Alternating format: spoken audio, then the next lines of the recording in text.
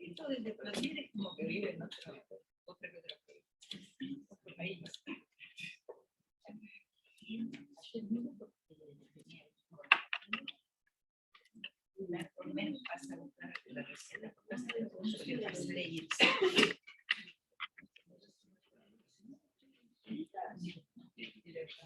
Hablar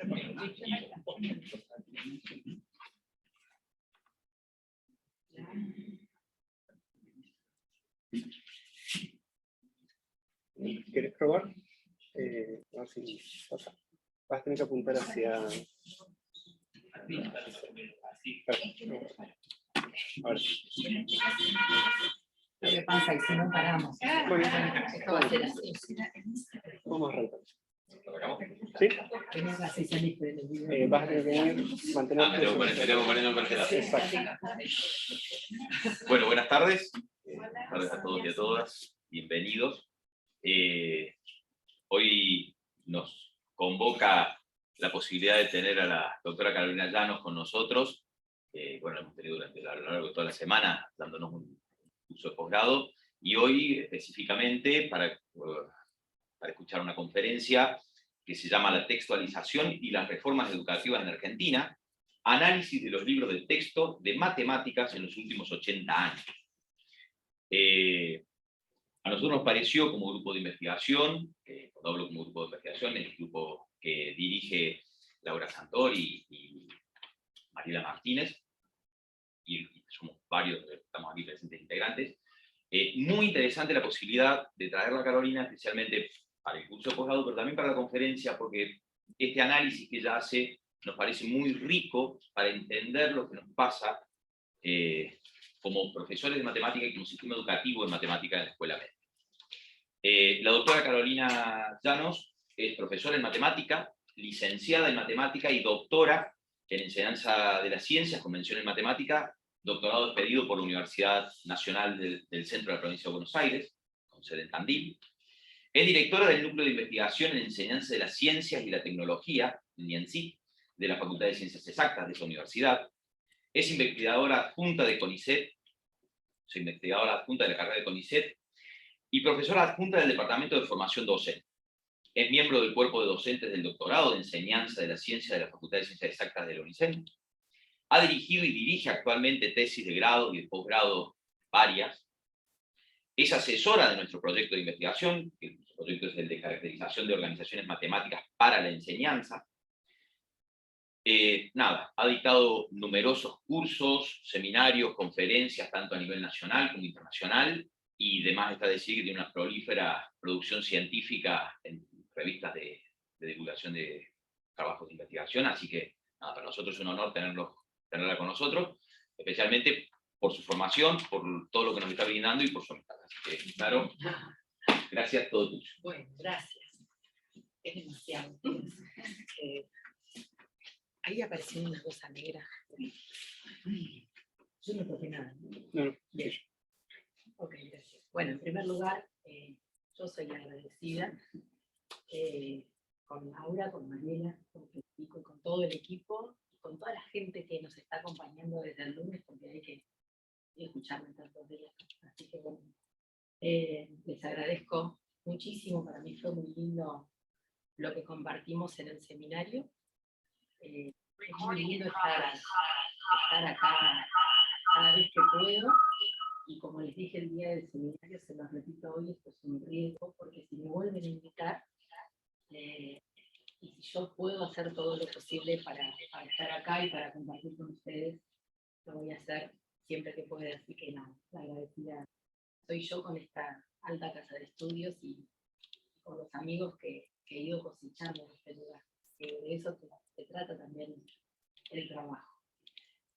Bueno, esto es un trabajo que para mí empezó hace muchos años, fue mi primera investigación, pero que como consecuencia de las reformas educativas hay que retomarlas, hay que analizarlas, y se modifica completamente cada vez que tengo necesidad de volver a ella, porque el sistema es una cosa muy dinámica, cómo el mundo evoluciona, el sistema educativo también, y con ello todos los componentes que conforman el sistema y un componente estrella, que para nosotros los profesores es la referencia, que son los libros para la enseñanza media y superior también, pero principalmente para la enseñanza media. Suena mucho que son 80 años, pero realmente esa es la categorización la selección, perdón, de la muestra que hemos realizado, porque al enfocar la investigación en las reformas educativas del país, hay que incluir desde los primeros cambios que se generan con las primeras escuelas en Argentina hasta las reformas estas más actuales de las que hemos sido víctimas y somos parte, ¿sí? Así que, ¿por qué digo hemos sido víctimas? Porque nos hemos tenido que acomodar siempre como podemos, así como a la pandemia, así como a todos los cambios que nos llegan, los profesores nos encontramos un poco desprotegidos. Y sin embargo, siempre con el mismo entusiasmo y con la colaboración de los otros, seguimos adelante y realmente quien es profesor lleva esa pasión de dar lo mejor, aún cuando el sistema no está bien claro y no está definido. Yo les voy a hacer una organización de qué va a tratar esto para que entiendan que no, bueno, que no voy a cambiar completamente los ejes de discusión, como ya dije, son las reformas educativas y los libros de texto. Voy a definir cuál es el problema y por qué es importante analizar los libros de texto. Y voy a desarrollar dos investigaciones o dos estudios que se han desarrollado en torno a la misma investigación. Uno que tiene que ver con un análisis basado en una categorización inductiva que va más allá de un saber específico, sino que analiza las características generales del libro de texto que obedecen a cuestiones que van desde la imagen que se incluye en el libro hasta las características de los conocimientos, si se cambian o no con las reformas. Las tradiciones de la matemática de Klimovsky y Boido, que son una referencia para la matemática, las cuestiones relativas a las imágenes, y algo que es también nuevo, sobre lo que no hemos hablado, pero que es muy importante para analizar los libros, que es la argumentación, y que está buenísimo que podamos definir este término, a ver qué es lo que representa desde un referencial teórico, porque habitualmente lo usamos también justificar, argumentar, validar, como si todos fueran sinónimos. Y la argumentación tiene una cuestión que es muy importante y que se pega muy bien a todas estas cuestiones que van en boga desde el nuevo sistema que requiere discutir, proponer preguntas y avanzar con puntos de acuerdo, no con un profesor explicando, ¿sí? También analizamos en este primer estudio una cuestión relativa a la completitud de las organizaciones matemáticas en general que incluyen los libros. Un estudio 2 es específico de un saber que ha sido estrella acá esta semana y que tiene que ver con un análisis de las parábolas, las funciones cuadráticas y las ecuaciones cuadráticas. Y para los que no han compartido con nosotros, ese conocimiento se elige porque es un conocimiento repetido y estudiado en al menos 4 de los 6 años de la escuela secundaria en la provincia de Buenos Aires y acá también. Y también en los ingresos a la universidad. Entonces, del estudio 2 se analizan las transformaciones de un conocimiento en el tiempo, en estos 80 años. ¿Qué es lo que nos queda de ese saber? Que ya estamos hablando, al nombrar la teoría de la transposición didáctica, nosotros acá estamos analizando las transformaciones de un mismo saber en el proceso de la transposición que corresponde a la fase 3, que es un saber propuesto para enseñar, ¿sí? Entonces, ¿cómo cambia ese saber propuesto para enseñar en los últimos 80 años? Hemos hablado que las referencias son los planes de estudio, son los programas, son los libros de texto, son los materiales didácticos, las investigaciones científicas. Todas esas son referencias para los profesores, pero particularmente en mi provincia lo son los diseños curriculares y los libros, y acá por las interacciones que he mantenido y lo que ustedes me han explicado, en una provincia se repite como Buenos Aires, diseños y libros, y en la otra, libros y diversidad de programas. Entonces, bueno, los libros son parte de la referencia que nosotros tenemos que analizar. hay una masividad de libros para la enseñanza media publicados en los últimos años. Cuando decimos masividad, las industrias editoriales no se detienen, todas las editoriales envían a los profesores o el libro o la oferta para que lo compren. Los chicos en las escuelas o bien compran el libro o bien tienen un libro que es el resultado de que los profesores les hacen, digamos, hacer una copia, por más que eso esté prohibido, de diferentes capítulos porque eligen los libros que más les gustan. Pero en el fondo caemos en el libro de texto como una referencia. Entonces hay una renovación completa de los libros con cada cambio, con cada reforma educativa, porque si decía 7, 8 y 9 porque era de séptimo, octavo y noveno, ahora tiene que decir 1, 2 y 3 porque la secundaria cambia de nombre. Cambian los libros, pero no los conocimientos con las reformas, no los saberes que se incluyen en los diseños curriculares. Y eso es una cuestión a tener en cuenta, porque si nosotros quisiéramos agarrar un libro anterior, los saberes son los mismos. Lo que cambia es la organización de ese conocimiento. Entonces, ¿a qué obedecen esos cambios? ¿Quién lo propone? ¿Quién lo promueve? ¿Con qué objetivos? Y ahí volvemos. ¿Cuál es la referencia principal para el profesor? ¿Cómo le afectan al profesor estos cambios en la textualización permanentemente? ¿Puede afianzarse, por ejemplo, si lo quisiera utilizar como un recurso para él y para compartir el profesor, puede afianzarse de un libro, mejorarlo, proponer actividades extras, proponer un entorno tecnológico, teórico que cambia? Los libros son muy dinámicos y se transforman todo el tiempo. Chevalar dice que la textualización es uno de los principales vehículos a través de los cuales se producen procesos transpositivos de cualquier tipo. Y que cuando ocurren las reformas educativas, esos fenómenos transpositivos se incrementan al punto que los diseños curriculares cambian y los libros escolares se renuevan casi por completo. Entonces, es con las reformas educativas que se producen los grandes cambios en la textualización.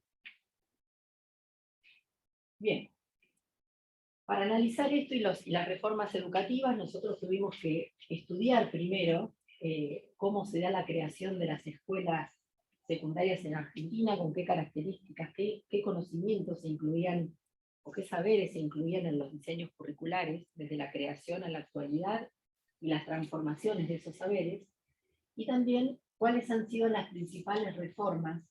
Una fue el Plan Rote, que lo que hace es unificar las características de todos los colegios que existían con identidad propia, como las escuelas normales, las de comercio, las industriales. Ahí se generan los bachilleratos con características comunes. Una gran reforma, que es la Ley Federal de Educación, que se haya apropiado o no, eso produjo un cambio muy importante, porque si bien los cambios, ustedes me explicaron que en algunas de las provincias no afectaron al ámbito educativo, sí afectaron a lo que tiene que ver con las cuestiones de transferencia administrativa y económica, tanto de la educación primaria como secundaria, y eso generó mucha desigualdad. Pero lo único que fue común a todas las diferencias fueron los libros de texto, que no se editaron libros por provincias, sino que se editaron libros para toda la Argentina.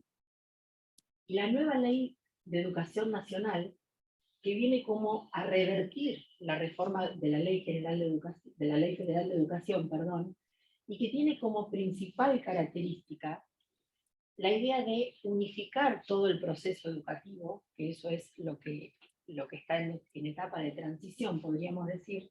Los libros también se renuevan completamente, y aquí se identifica que estos forman parte de la nosfera con mayor fuerza, porque el Ministerio avala desde esa reforma los libros de texto que se producen en todas las editoriales, sin distinguir calidad y cantidad. Bien, para la muestra hay 188 libros editados entre el año 1940 y 2020, y una primera clasificación se da a partir del año de su primera edición, y se generaron 4 periodos que están determinados, como acabo de decir, por las distintas reformas. Comenzando por la reforma de las matemáticas modernas, el Plan Rote, la Ley Federal de Educación y la Ley Nacional, que es la última sancionada.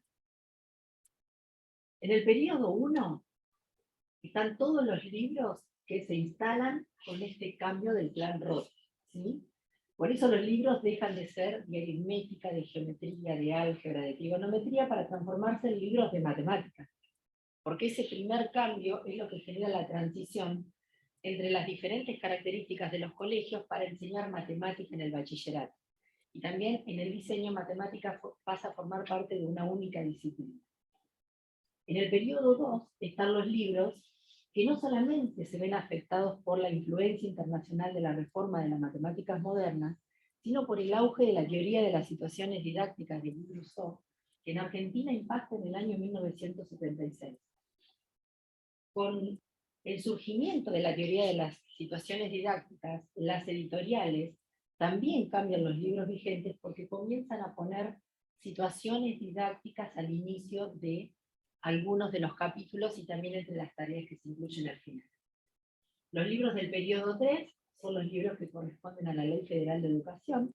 Fíjense la cantidad de libros que se pueden estudiar correspondientes a esa reforma, y los del periodo 4 son los libros de la nueva Ley Nacional de Educación. En el curso me preguntaron hasta dónde decís basta con los libros. ¿Cuántos juntás? Se juntan hasta que hay saturación teórica. ¿Y qué quiere decir eso? Cuando los libros empiezan a repetir las características, quiere decir que ya no tiene sentido seguir agregando libros al análisis.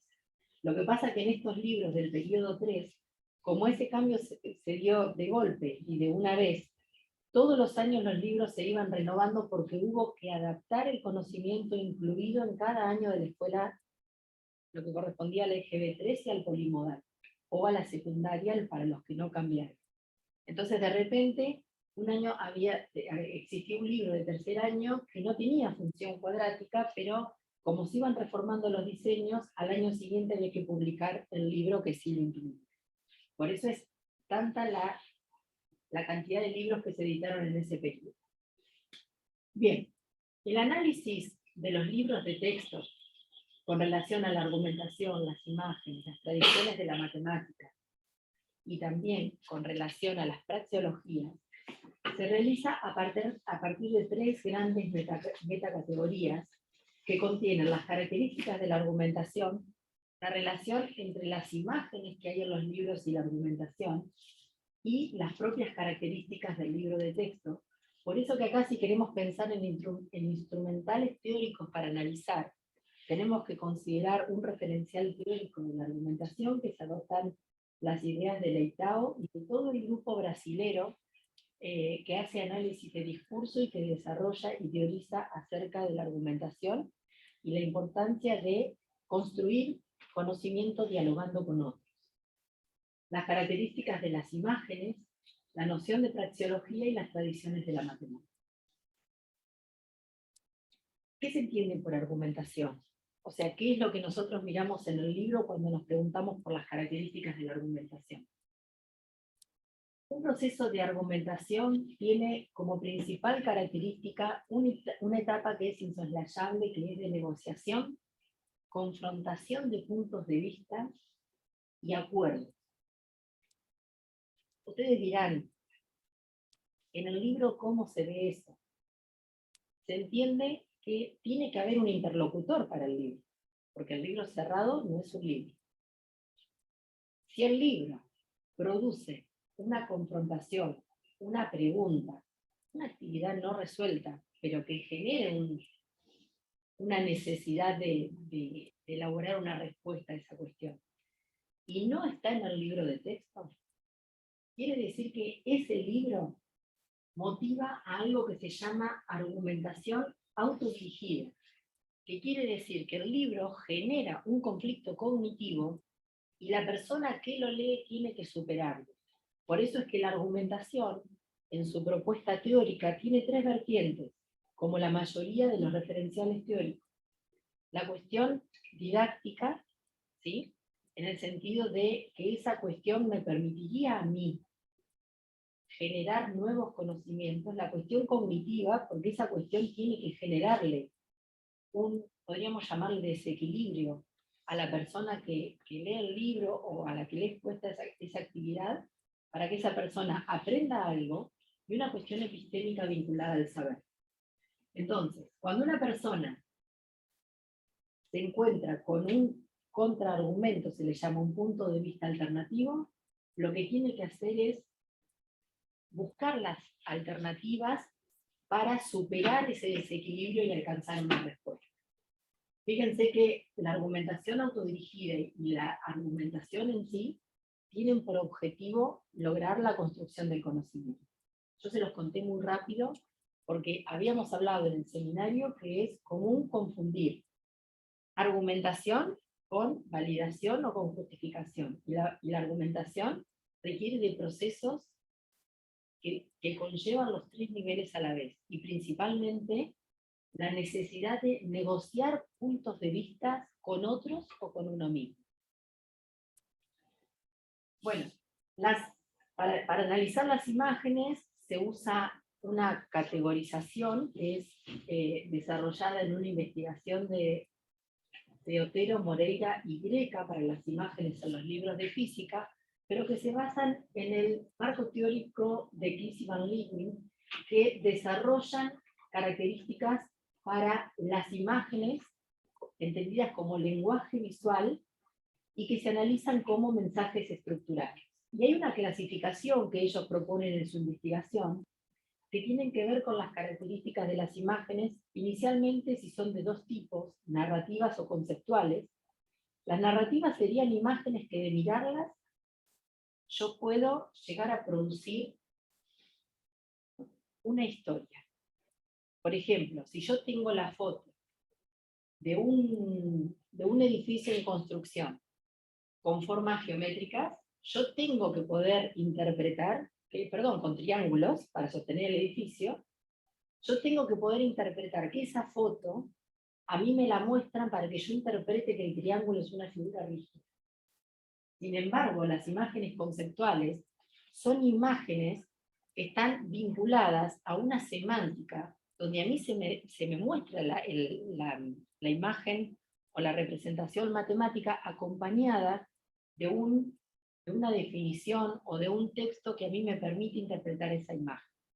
Hay una cuestión en las imágenes que es muy delicada y una concepción de sentido común arraigada con relación a las imágenes, que es que los profesores piensan, y eso lo digo porque es parte de otro estudio que también se desarrolló en mi investigación, que las imágenes se recuerdan mejor, y eso es un hecho, las imágenes se recuerdan mejor. Pero no hay que dejar de conocer el problema que traen las imágenes vinculado a la polisemia. La polisemia, ¿qué sería? Sería la variedad de interpretaciones que yo le puedo atribuir a esa imagen. ¿Sí? Si nosotros encontramos una imagen de prohibido pasar, sabemos todos lo que eso representa, porque hay un sistema de símbolos que son comunes y que son parte de la sociedad que nosotros nos permite atribuir un significado.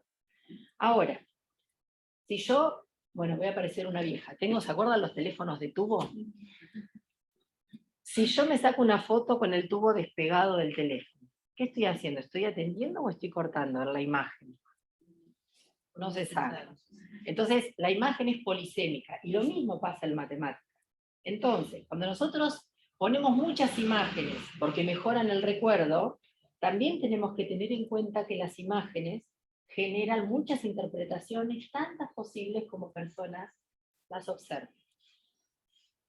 Además de esas características narrativas y conceptuales de las imágenes, estos autores las dividen entre naturalistas y abstractas. Las naturalistas son las que están vinculadas con el mundo que experimentamos, y las abstractas son las que son propias de la disciplina. Si bien esas imágenes que nosotros vemos en los libros de texto, que la familia dice, qué lindo el libro de matemática que le hicieron comprar a Mateo, seguro este año le van a dar ganas de estudiar porque está lleno de imágenes. A mí se me corta el aire. Pero sí, porque supuestamente las imágenes también vienen a decorar, vienen a ornamentar, vienen a ponerle alegría a la matemática para que los chicos recuperen el gusto por la matemática. Y eso puede generar un problema enorme. Y ya vamos a ver por qué. Bien, Para estudiar la completitud de las organizaciones matemáticas, no tenemos otras que basarnos en un constructo teórico muy potencial, muy fuerte, que es la noción de praxeología, desarrollada por Yves Ballard.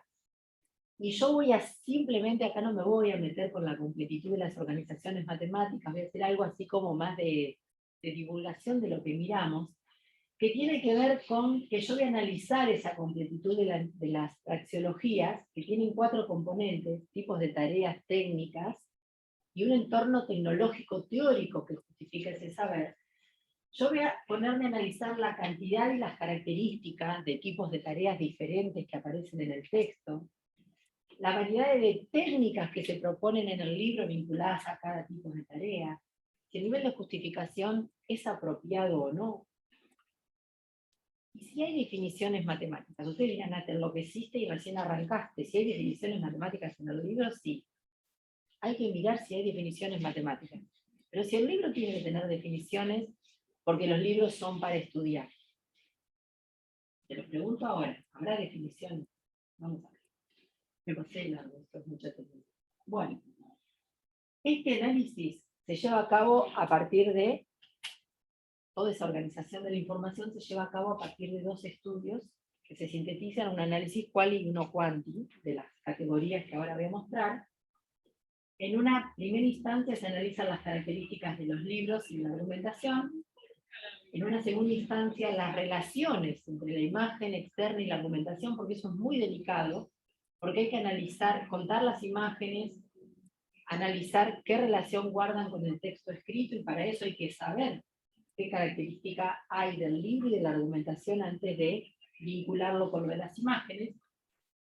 Y una parte 3, que es un análisis cuantitativo de una matriz de datos de 188 por cada categoría y subcategoría generada para el análisis que ahora voy a mostrar, que se concreta en un análisis factorial de correspondencias múltiples y una clasificación, que me permite a mí, ese software, visualizar cuáles de estas variables que yo voy a definir son las que definen los grupos de libros, con independencia de el año de edición, del periodo en el que se publican, del año de escolaridad. O sea, que esa clasificación, un análisis de clúster se llama, te permite, cuando vos metés la matriz al análisis, agrupar a los libros por 2 motivos, por las principales similitudes y también por las diferencias más grandes.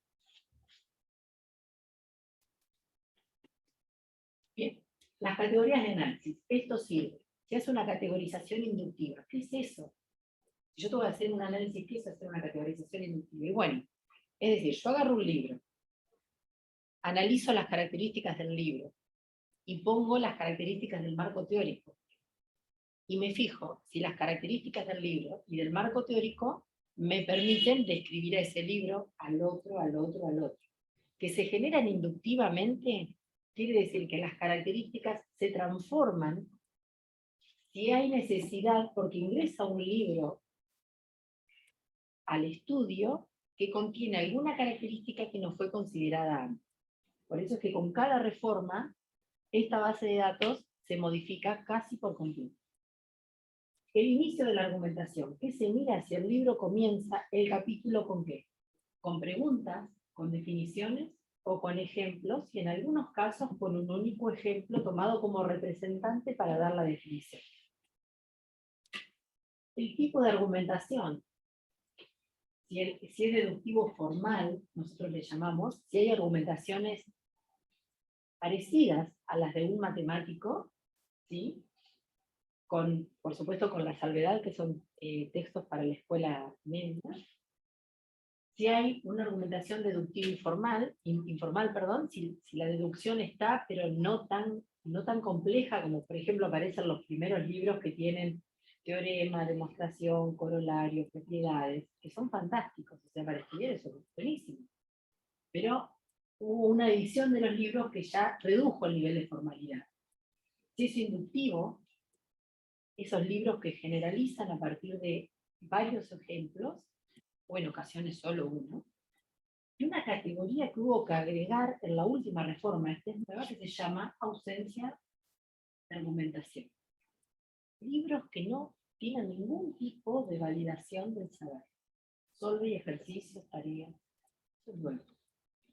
El grado de argumentación, si es alto, medio, bajo. Es decir, si el libro propicia que la persona que lo va a leer tenga necesidad de resolver o de enfrentar o de sortear ese obstáculo que el libro le presenta, porque no le da la respuesta y ahí sería alto. Si invita a la reflexión porque está la situación, el problema, la pregunta, pero a continuación da la respuesta, que también es muy valioso, o si es nulo, libros que informan sin cuestionamiento, que tampoco está mal, porque tal vez la función del libro sea estudiar. No, perdón, sea hacer un sistema de información para estudiar. Bien, con relación a las imágenes externas y la argumentación, se realiza un primer análisis relativo a saber el uso que se hace de la imagen, si es de tipo ornamental o argumentativo. Ornamental quiere decir que la imagen se usa para decorar el libro, o argumentativo es si esa imagen está al servicio del conocimiento que se propone desarrollar. El tipo de representación, si es una representación matemática o extramatemática, y esto no se los tengo que explicar, sabemos lo que es. El estilo gramatical de la imagen, ahí me quedó uno sin traducir, que es conceptual, si es conceptual o narrativa, ya dije que era esa clasificación. Imágenes conceptuales son imágenes propias del saber, y en general son imágenes estáticas, porque la matemática tiene un sistema de representación de gráficos o esquemas que no permiten generar la narración, sobre todo si están acompañadas del texto escrito. Uno no esperaría encontrar imágenes narrativas en un libro de matemáticas. Y la relación con el mundo que experimentamos, si es de tipo naturalista o abstracta específica del conocimiento. Todo eso se analiza con relación a la imagen. Y con relación a las características de los libros, ya definí los 4 periodos. El nivel educativo, si es para lo que sería ahora la educación secundaria básica, superior y ingreso a la universidad, esas son las 3 categorías. Las tradiciones de la matemática, que es un desarrollo teórico de Klimovsky-Boido, que desde el punto de vista epistemológico te permiten entender el fin del saber incluido en el libro. La tradición computacional describe el conjunto de libros que reducen la matemática a los números y a las operaciones que se hacen con números. La tradición axiomática son esos libros que tienen el espíritu de recuperar la validación y la justificación de ese saber, utilizando a la demostración como un caso particular a la matemática. Y la tradición estructuralista, que hace referencia a esos libros que buscan justificar el conocimiento buscando regularidades o estructuras con otros conocimientos que también están incluidos en el libro. Tienen así como tipos de estructuras que sirven para validar el conocimiento, que no es una demostración y tampoco son cuentas, ¿sí? Y la noción de praxeología a mí me permite analizar si esos saberes, porque esto sí que no es específico de ningún saber, nosotros analizamos de todos los libros 2 capítulos, uno de geometría y uno que contenga estudio de funciones, si esos saberes están presentados de forma completa. ¿Qué quiere decir? Que contienen definiciones, que tienen tipos de tareas y técnicas varias para justificar esas definiciones, además de otras tareas alternativas para el trabajo de la técnica, praxeologías relativamente completas que contienen definiciones que se relacionan entre sí, pero con una única técnica vinculada al saber, una única forma de hacer, o incompleta, porque hay libros donde las definiciones no están, y tampoco hay tipos de tareas, y tampoco hay técnicas asociadas a un saber que no existe. Y de esto sí que hay. Bueno, algunos resultados de este estudio 1.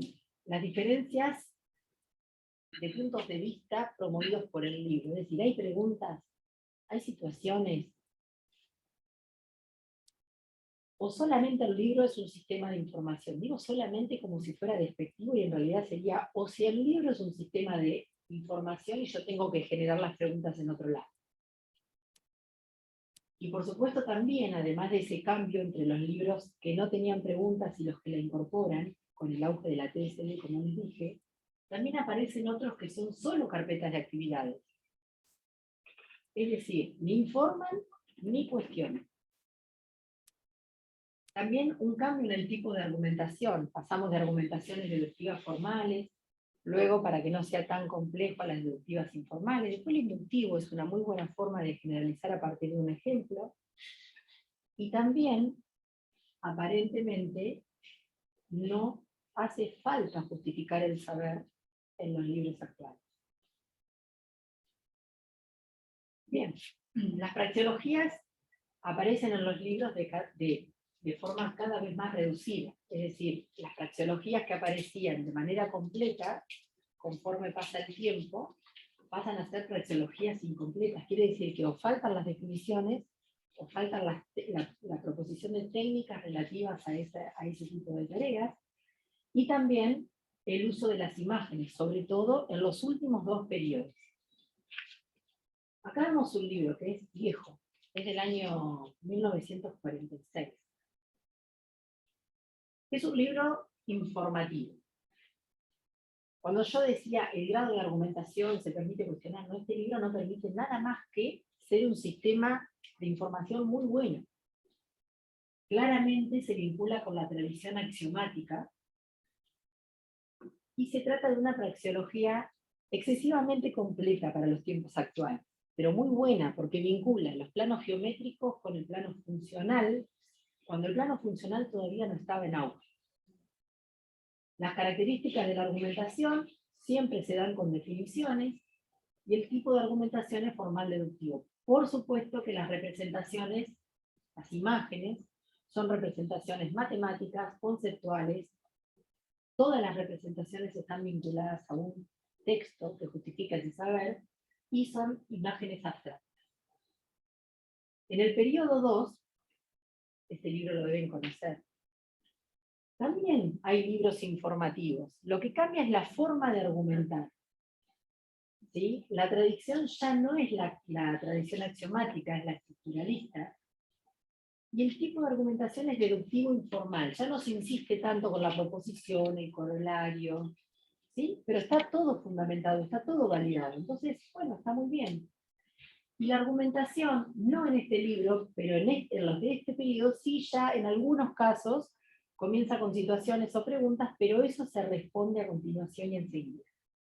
Las imágenes, que bueno, justo esto no contenía, acá quería mostrar la estructura, también son representaciones matemáticas, conceptuales y abstractas. Acá es cuando ocurre la primera gran reforma en Argentina. ¿Qué pasó? Faltó una imagen. No aparece. Es una falla del estar, ¿no? ¿La necesité? No sabría decirte, tengo que sacarlo. Con mostrar la 4 van a darse cuenta que es una cosa parecida a lo que pasa en el periodo. Fíjense el papel de las imágenes. En el periodo 4, las imágenes ganan un papel muy protagónico. En cantidad, como en tamaño, como en diseños de colores esforzados, caros para la industria editorial, caros, porque son muy caros los libros nuevos. Y esa imagen a vos te tiene que decir, yo voy a estudiar parábola. Y no hay error conceptual, está clara la parábola ahí. Y hay muchas. Voy a tener que estudiar muchas parábolas. O voy a tener que viajar a Barcelona a ver la fuente de agua danzante. No sé lo que me quiere decir, pero está eso. Eso es lo que hay. La praxeología es excesivamente incompleta. ¿Por qué es incompleta? Porque yo no tengo una definición para eso. Yo tengo la imagen que me encanta y ejercicio. No tengo justificación del entorno tecnológico teórico, tampoco tengo tipos de tareas, ni variedad de técnicas.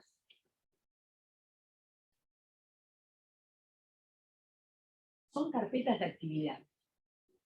¿Por qué son carpetas de actividad? Yo que puedo estudiar un libro que no tiene definición. las características de la argumentación es, la argumentación empieza con ejercicios. Ya ni siquiera con un ejemplo, con ejercicios. Entonces, por eso se justifica que es una carpeta de actividades, y el tipo de argumentación es inductivo, practique muchas hasta darse cuenta solo de la definición que no está escrita, pero usted la puede intuir.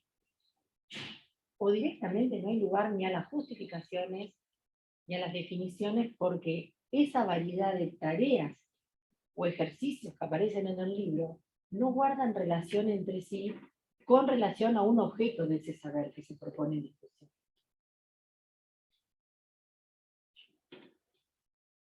Entonces, de este estudio, hoy les digo algunos resultados que tienen que ver con una preocupación, que para mí lo es, y que tal vez no sea importante mi preocupación y deba ser así, que es que los libros dejan de ser sistemas de información para hacer carpetas de actividades o una lista de ejercicios. Capaz que los profesores están necesitando eso, pero tenemos que conocer muy bien que si es eso lo que queremos, nosotros tenemos que salir a construir el entorno tecnológico teórico a otro lado, porque no está ahí. Cuando digo el entorno tecnológico teórico, para los que no estuvieron en la semana, es salir a buscar o a poner las definiciones que no contienen los libros que antes eran para estudiar. El conocimiento está distorsionado completamente. ¿Por qué está distorsionado? Porque no hay ni siquiera una definición. Porque la praxeología o el saber se ha transformado tanto que, por ejemplo, no se estudia la función cuadrática en su forma completa, porque el teorema de Pitágoras se reduce a una expresión con números, porque estudiamos todos los años los mismos conocimientos con el mismo nivel de profundidad, porque la geometría ha desaparecido, porque la probabilidad estadística está por si alguien llega, pero no se usa. Entonces los libros tampoco tienen un desarrollo con relación a esos saberes que parecerían ser tan importantes y desde siempre, como por ejemplo es el teorema de Pitágoras. La argumentación va deductiva a inductiva a la nada. Y eso también es preocupante, sobre todo porque estamos pensando en el sistema de validación propio de la matemática, que sea de algún tipo, pero que sea. El uso estético es una cuestión que impacta, ¿sí? Los libros cambian con el tiempo, transformando o quitando información para estudiar por ocupar espacios y espacios con páginas, poniendo un nene pensando, poniendo fotos de características del mundo que experimentamos como si no tuvieran errores conceptuales de interpretación, porque ese movimiento del agua no es una parábola.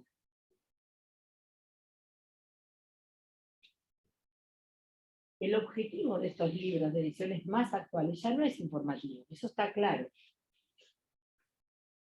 ¿Qué explica eso? Que no hay posibilidad con el libro de esa argumentación autodirigida de la que yo expliqué, que una persona se quiera poner a leer un libro, que era para lo que antes nos poníamos a leer un libro. ¿Que era para qué? Para cuestionarnos, para evolucionar sobre un conocimiento. Esa posibilidad en los libros nuevos ya no existe. La pérdida de sentido del libro como sistema de información. Los profesores decimos, es importante que te asocies a la biblioteca porque se estudia de los libros. Avisen de cuáles. Un estudio 2 ya es relativo a decir, nosotros hemos dicho las organizaciones se van desgastando en el tiempo, pero ¿cómo podemos determinar qué queda de un saber en estos 80 años? Esa transformación, ¿cómo afecta al saber? ¿Qué es lo que se pierde? ¿Qué es lo que no podemos estudiar si nosotros tomamos un libro de actividades respecto de un libro donde yo tenía demostraciones, definiciones alternativas y también 90 ejercicios para practicar? Los ejercicios estaban. Lo que se pierde es el sistema de información. Entonces, tomamos una única praxeología. Acá ya no es un análisis del libro, es de los libros que contienen la praxeología, parábola, función cuadrática y ecuaciones cuadráticas. Y para el análisis, ¿qué hay que colocar entonces? Hay que colocar los componentes de los bloques práctico, técnico y tecnológico teórico, que son los que definen a la praxeología o saber matemático. Es decir, la praxeología es un instrumento teórico de la teoría antropológica de lo didáctico para analizar un saber.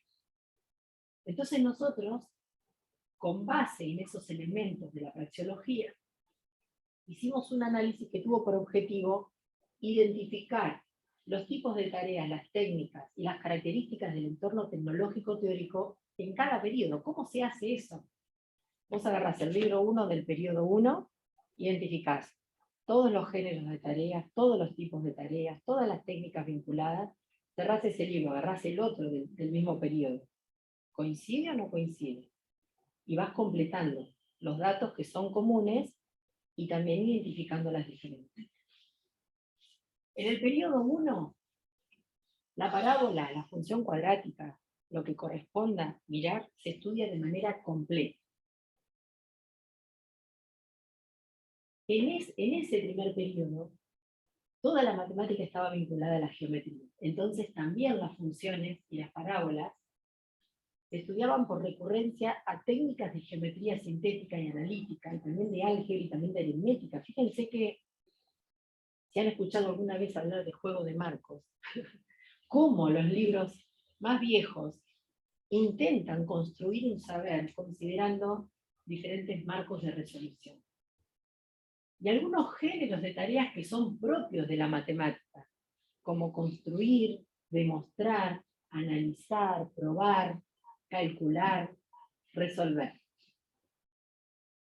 Entre los tipos de tarea, construir una parábola, obtener la ecuación de la parábola, representar gráficamente la función, calcular los parámetros y puntos notables, todos, incluidos el foco y la directriz en el punto de vista funcional. Analizar las variaciones de parámetros, resolver ecuaciones cuadráticas tanto analítica como gráficamente. Y hay una cosa que es muy importante en esos libros, que hay una variedad de técnicas para un único tipo de tarea. O sea que cada tipo de tarea tiene asociadas técnicas alternativas que la persona puede, de la que la persona puede apropiarse, se informa con ese libro, para resolver esa tarea, esa pregunta, lo que tenga que estudiar. Ejemplos, para construir la parábola hay que utilizar regla y compás, cuerdas de diferentes longitudes, hay que utilizar la noción de distancia, hay que utilizar técnicas geométricas para obtener rectas paralelas y perpendiculares, hay que determinar directriz, foco. Hay que construir también la parábola dada la fórmula, pero no con la tabla, con los elementos que son puntos destacados de la parábola.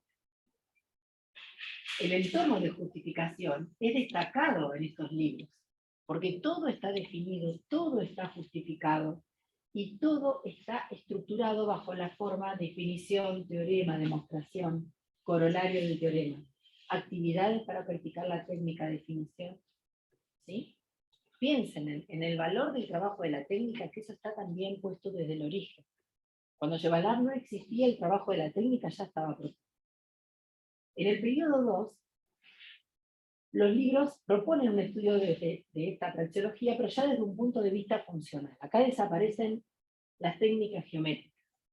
Se estudia la praxeología de manera también más o menos completa, pero aparece un género de tarea privilegiado que es graficar. Ya aparece en este periodo la idea de dar la definición de función, proponer una tabla de valores, que no es la que usamos ahora con -2, -1, 0, 1, 2, una tabla con otros valores que la propone el libro. ¿Para qué? Para graficar, también analizar, observar, calcular. El principal tipo de tarea, dada una función en su fórmula polinómica, graficar. Y también analizar las variaciones de los parámetros, pero que no se hace con un único caso. Se hace como se analizan los parámetros de un modelo. Bueno, se proponen también diferentes técnicas Por ejemplo, para el cálculo de las ecuaciones cuadráticas, yo destaco las técnicas de Bhaskara, la respectiva justificación, que no es menor, la técnica de completar cuadrados, la técnica de factor común por grupos, la técnica del análisis del discriminante, por mencionar algunos. Y si bien estos libros ya no tienen la estructura de los otros, que son los del primer periodo, que son más próximos a lo que sería el proceso argumentativo de la matemática formal, también tienen un bloque tecnológico teórico fuerte, porque podemos decir que cada tipo de tarea y cada técnica está justificada adecuadamente en el libro. Ley Federal de Educación, libros nuevos para todos, de repente nos encontramos con que el estudio funcional de la parábola permanece intacto desde siempre, pero acá hay un problema de justificación. La lista de conocimientos no cambia. Si vos mirás los índices, están más incompletos, pero no cambian. Hay que graficar la parábola, representarla algebraicamente. Tratar las representaciones equivalentes no es un problema ya. Se presentan como tres definiciones separadas. Pero hasta acá estaban las tres. Bien. Bien, ya nos vamos conformando con que estén las tres, polinómica, canónica y factorizada. Bien, técnicas aritméticas, muchos números, y los géneros de tareas cambian. Observar, identificar, indicar, graficar. Bueno, dada una función polinómica, graficar, como con la tabla de valores, pero acá ya es -2, -1, 0, 1, 2. ¿Sí? Observar los desplazamientos, no analizar la variación de parámetros. Observar los desplazamientos de la curva. Resolver ecuaciones cuadráticas, por supuesto, utilizando Bhaskara. Se propone una única técnica ya para cada tipo de tarea social. Por ejemplo, generar una tabla de valores y graficar. O sea que sin tabla de valores no tengo gráfica. Otra técnica, observar los cambios de la gráfica de una función. Reemplazar los valores en la fórmula de Bhaskara y resolver. Con gusto, Bhaskara, créanle que no miente. Entonces, la fórmula es esa, no se cuestiona. No, me pasé de largo, pero ahí está. El entorno tecnológico teórico se sustituye por una explicación en el sistema alfabético. ¿Qué estoy diciendo con esto? El vértice ya no se justifica en ningún marco, ni geométrico, ni algebraico, ni numérico. Hay que entender que el vértice sería el punto que cortaría a una curva que yo ya construí con la tabla de valores en el eje de simetría. Ese es el vértice. Por ejemplo, también tengo que decir que todas las ecuaciones cuadráticas se pueden resolver por la fórmula de Bhaskara. Y esa es la justificación para la solución de las ecuaciones cuadráticas y también es la justificación para la fórmula de Bhaskara. En el periodo 4 ya los libros son carpetas de actividad. Raramente los libros tienen definiciones que sean acordes al sistema de símbolos propios de la matemática y al saber que esas tareas representan. La definición de la función cuadrática en su forma completa, ax cuadrado más bx más c, aparece solo al principio. Después opera una reducción, porque no se estudian las ecuaciones cuadráticas en su forma completa. En cuyo caso se estudie, se hacen con a igual 1. Pero si no, mejor, o ponemos b igual 0, o ponemos c igual 0, de modo tal que ya ni siquiera necesitamos de Bhaskara, que los chicos no lo entienden. Los chicos, nosotros todos sabemos justificar la fórmula de Bhaskara. Todos los profes lo sabemos hacer. Deberíamos cuestionarnos un poco más todo. El tipo de tarea, graficar una función dada la fórmula, completando la tabla de valores. Señalar el vértice. No dije arriba que los géneros de tareas eran observar, los más repetidos, observar, señalar, fíjense, son todos matemáticos, indicar, por suerte aparece resolver y graficar porque los números nunca fallan, estarán forever, cada vez más. ¿Sí? Bien. Las ecuaciones cuadráticas son solo la solución de una, como dije, la solución de una ecuación en la forma incompleta. En algunos casos desaparece la forma canónica, la forma factorizada.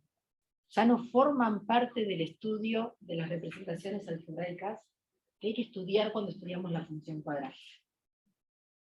Se propone una única técnica en cuyo caso esté. Porque si dijimos que si solo hay ejercicios, la técnica también sería algo que tendría que interpretar el lector. Pero no es una propuesta del libro, la técnica. ¿Sí? Bien, observar los cambios de la gráfica de una función es una técnica matemática. Observar la gráfica y marcar algunos puntos es otra técnica matemática. Reemplazar los valores en la fórmula de Bhaskara es la técnica más jugada matemática que encontramos. Hay que reemplazar bien, además. Claro. Reemplazar las coordenadas del vértice para obtener la forma canónica. Una actividad estrella para que aparezca la forma canónica cuando está es, sabiendo que el vértice se encuentra en el punto 2 menos 5, y A vale 5, obtenga la forma canónica que es de la forma A por X menos X deriva al cuadrado más el Y del vértice. Ya te equivocás, pero te puedes equivocar también, claro. La forma canónica está en esas condiciones. Observar, reemplazar. Bien. Oh. Ahí va. Se enojó. El entorno de justificación desaparece.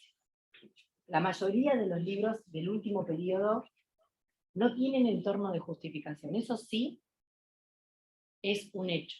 Y si lo tienen, no lo tienen de manera apropiada.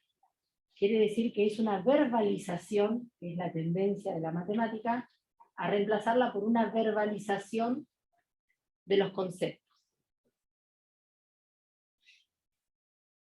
Hay una explicación del libro, porque ya se le llama así. Si la función está expresada en forma polinómica, buscamos el simétrico de la ordenada de origen, y entonces obtenemos los ceros y el vértice. Es una definición matemática,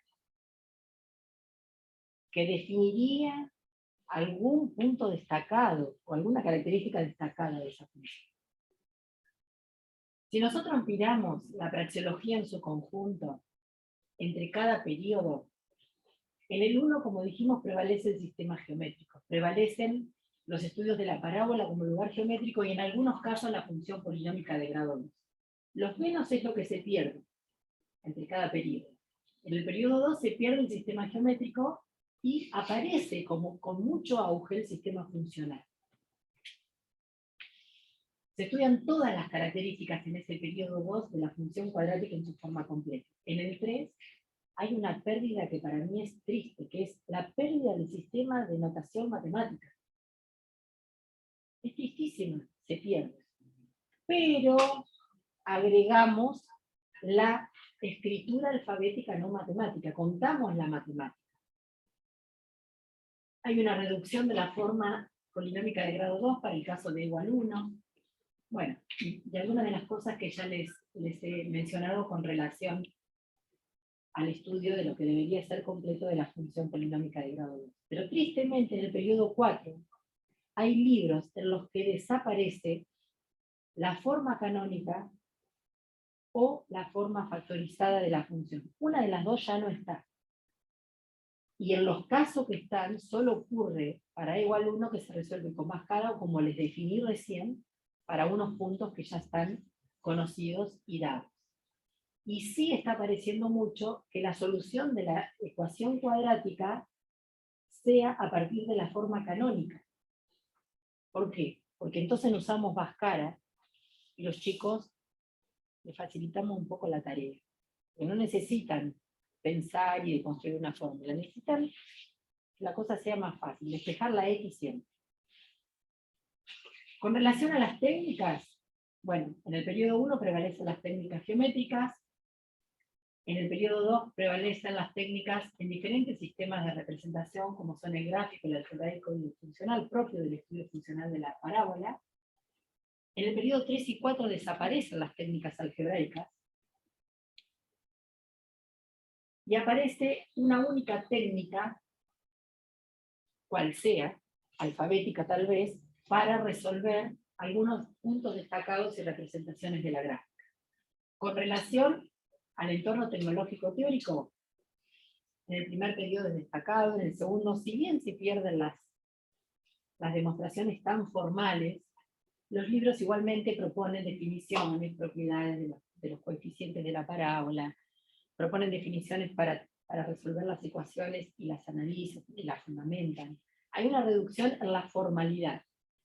Pero el problema es que matemáticamente hablando, y usando la noción de praxeología, con los componentes que ese concepto tiene, nosotros tenemos que concluir que en los últimos 2 periodos de publicación de los libros no hay entorno tecnológico teórico. Y eso se reemplaza por sistemas de representación verbal para justificar el conocimiento matemático. Los libros dejan de ser sistemas de información para transformarse en carpetas de actividad. Bien, nosotros hemos estudiado cómo se transforma la praxeología parábola porque, bueno, creo que no van a querer ver una parábola por 3 meses los que han estado en el seminario. Es el conocimiento repetido en todos los años de la escuela secundaria y también en la universidad, junto con función lineal. Y lo que hicimos es analizar los cambios en torno a ese conocimiento, a esa praxeología específica en los 80 años. Esta praxeología siempre está presente. Es rarísimo agarrar un libro que toque estudiar función cuadrática y no la tenga. O sea, en todos lados está. Es como una praxeología que hay que tener bien en cuenta. Bien. Las consecuencias de esta desaparición de diferentes tipos de tareas, de técnicas matemáticas de resolución, de un sistema de justificación propio de la disciplina, genera un problema. Porque los libros han cambiado terriblemente hacia un uso exclusivo del libro que dejó de servir para estudiar, para transformarse en carpeta de actividades. Pero sin embargo los profesores siguen eligiendo los libros para proponerlo y enseñar en el aula con el libro físico entero o con fotocopias de los libros, que es lo mismo. Entonces el libro cambia en exceso y el paradigma tradicional sigue intacto. Porque no habría problema si el libro es un sistema más de información o de desinformación que hay que cuestionar, o es una carpeta de actividades. Está muy bien, pero ahí tenemos que hacer otra cosa. No puede seguir la enseñanza tradicional igual y el libro tan transformado. ¿De dónde estudian los chicos? De lo que el profesor le dijo. Entonces, nosotros consideramos que tal vez, bueno, esté bien. El paradigma de la investigación y el cuestionamiento del mundo, que es el paradigma emergente que viene a resolver este problema, indica que no puede haber un media privilegiado, creíble bajo palabra, dijera Girard. O sea que no puede ser el libro el que tenga lo que yo tengo que saber únicamente. No puede ser el profesor únicamente el que sepa lo que yo debo saber. No está perfecto, tal vez el libro deba permanecer así, pero debemos evolucionar hacia entender que el libro no sirve más para estudiar. Entonces, ¿qué hacemos con eso? Yo pregunto, no lo sé, ¿estamos en condiciones para avanzar hacia una enseñanza sin libros para estudiar? ¿De dónde estudian los estudiantes? ¿De lo que el profesor dijo y con suerte anotó, suponiendo que no faltó ese día? Y mi pregunta es, ¿de dónde estudian los profesores? Porque saben que yo estudio de esos libros viejos, yo tengo que estudiar, a mí me dicen, mañana hay que enseñar función trigonométrica, y yo no me acuerdo todo, porque mi cerebro sano está hecho para olvidar. Entonces yo voy y estudio. ¿Pero de dónde estudio? Y bueno, no puedo elegir un libro nuevo. No hay problema. Alguien me puede decir, yo estudio de internet, perfecto. ¿Qué vamos a hacer entonces con estos libros que nos sirven para estudiar? Yo no sé la respuesta, es una pregunta. Entonces, este análisis de los libros de texto también confirma y pone de manifiesto que el problema de la pérdida de sentido y de la enseñanza monumental no pueden permanecer en el tiempo como están arraigados, que están instalados.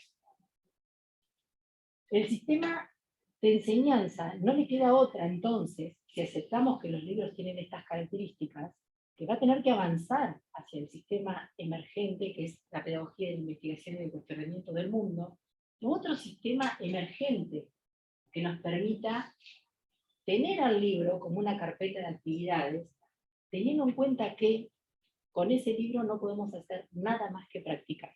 Sería la respuesta al problema de un conjunto de recursos no del todo apropiados para llevar a cabo el trabajo de la técnica y no mucho más. Entonces, no nos queda otra que generarnos la reflexión de que siempre es fundamental cuestionar el saber e instalar de una vez por todas la necesidad de estudiar con distintos medios. Con internet, con libros de todos los momentos, con un profesor dispuesto a hacer un media más, y con estudiantes que tengan siempre la predisposición para aprender. Muchas gracias.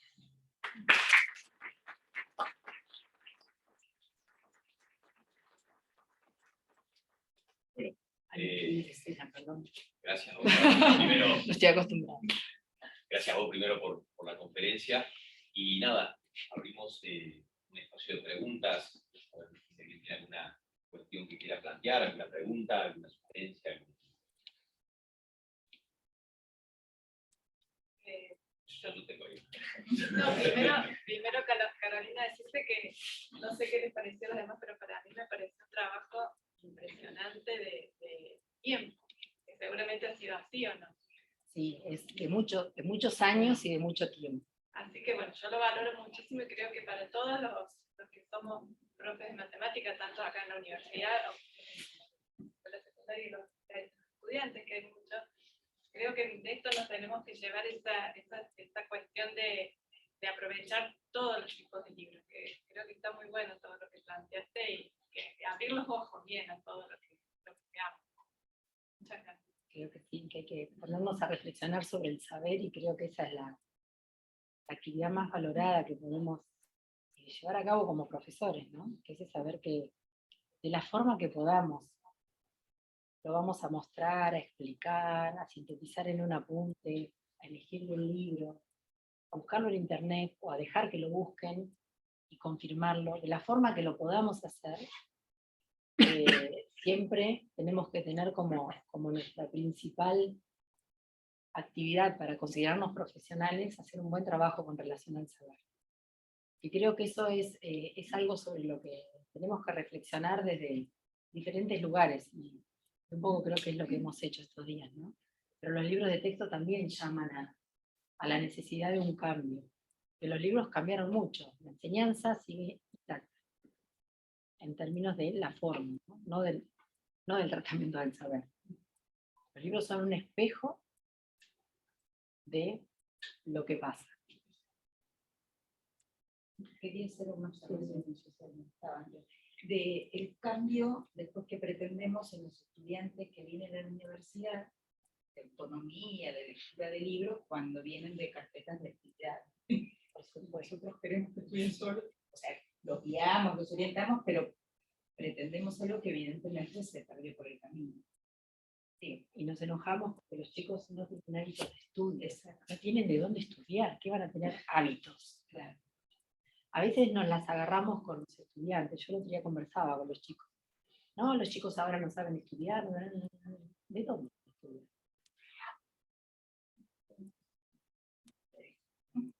¿De dónde?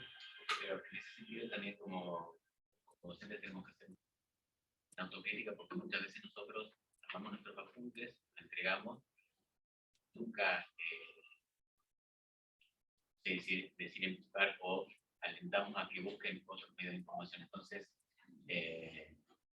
esto es un poco, a mí me gustó muchísimo porque son esas cuestiones que confirman lo que uno más o menos percibe, y aquí hay una investigación científica que dice que esto efectivamente es así. Yo siempre cuento que para entrar al colegio secundario, usé un libro de mi abuela de primero superior, tenía regla de tres compuestas, lo que sería el segundo grado. Bueno, nosotros no solamente pasa en medio, lo que quiero decir es que muchas veces nosotros ponemos la bibliografía, pero después trabajamos con nuestros apuntes de clase. Parece que también Sí, te pones a mirar los libros viejos y vos decís, pensar que los maestros, por ejemplo, normales, estudiaban, llegaban hasta la geometría 3, el libro de Repeto, por ejemplo. Y vos decís, lo estudiaban. Yo que los he comprado en la feria, algunos están completos. Pues estudiaban esto en la escuela secundaria. Yo creo que en toda furia, en toda la escuela secundaria no completamos ni la mitad del mundo. Hoy, ¿qué pasa? No podemos hacer un cambio de sistema. O sea, ya está. Por ahí sí hay que poner la necesidad de estudiar como primera medida. Y como profesores plantearnos cómo lo vamos a hacer y de dónde. Sin embargo, las reuniones, a mí me pasaba, y hablo por mí, y que nadie se sienta mal con esto, esto es solamente una invitación a una reflexión. Cuando yo tenía la reunión con el departamento de matemática, con mis colegas en el colegio, teníamos que, además de todo, ponernos de acuerdo con qué libro íbamos a usar. A mí, yo terminaba pidiendo ninguno, pero bueno, ya conté un poco. Y eso genera un problema, porque es como, o sea, ¿qué va a enseñar esta chica que no tiene un libro de texto? Te persigue todo el mundo. Porque la regla es que está bien si el director de departamento organiza a sus profesores para decir, en primero se usa el de Santillana, en segundo el de Capeluz, estamos relajados, estamos cubiertos. ¿Cubiertos de qué? De una lista de conocimientos que no se modifica con ninguna reforma. Hay algunos que se reducen, pero en realidad estamos estudiando lo mismo desde hace mucho tiempo. Y estamos perdiendo un montón de conocimientos que deberíamos tener una necesidad de estudiar. Estamos reemplazando el estudio de todo por los números. Porque ahora hasta la función cuadrática se calcula. O se cuenta, se verbaliza. Y no hay que caer en esta aceptación de la negación por el conocimiento matemático con su sistema propio de representación, porque ahí ya vamos a estar en problemas. No sé qué pasa en el ámbito de la universidad, no sé si estos fenómenos están, porque yo doy clases en la universidad, pero no tengo cátedras de matemáticas. Yo tengo cátedras de psicología, de didáctica y de epistemología de la matemática, pero no de matemática. Entonces no sé si esto es un fenómeno que se traslada a la universidad. Esto es un fenómeno que es un hecho en la escuela secundaria, que se confirma con el análisis de los libros, que como dije al principio, Shebalá reconoce que son el reflejo de las reformas educativas, y que también sabemos todos que son la referencia de los profesores. Entonces, esto es un reflejo de lo que efectivamente está pasando en la escuela secundaria.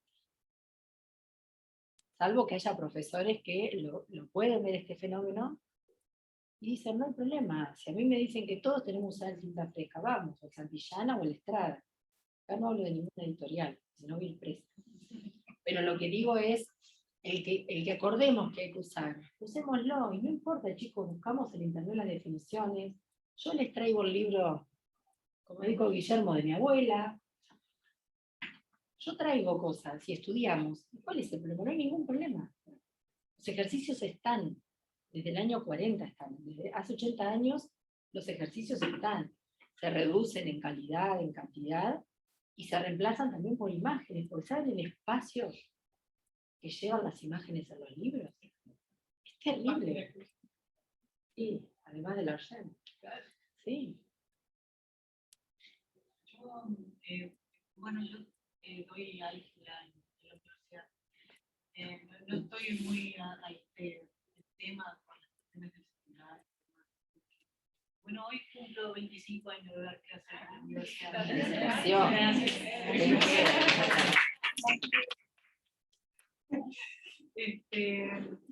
Pero yo tengo dos sensaciones que me charla impresionante, muy linda, un trabajo impresionante, me gustó muchísimo.